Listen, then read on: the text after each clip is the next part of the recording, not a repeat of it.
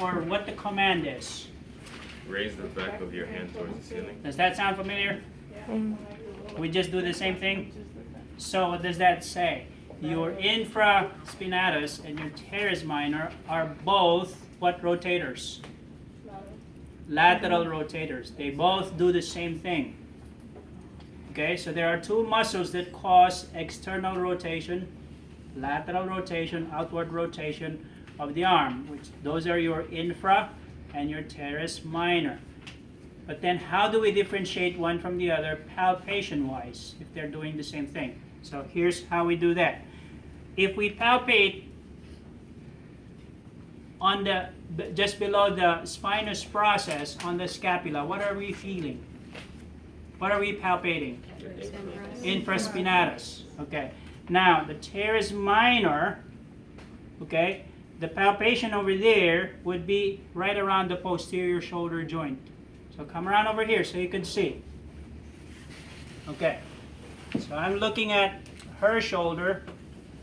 This is posterior. And the joint is where the arm comes together with the glenoid fossa. So I'm looking at that and this. Posterior shoulder joint.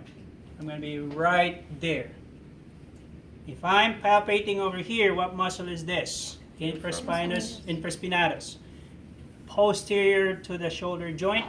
Says there axillary border. Posterior to the shoulder joint. And I'm going to ask her to do the same thing. And you bring the back of your hand up towards the ceiling. And down. And again. Okay? So that's my infraspinatus. I'm sorry. Teres minor. Right over here, the same motion. Up towards the ceiling. Infra. Up towards the ceiling.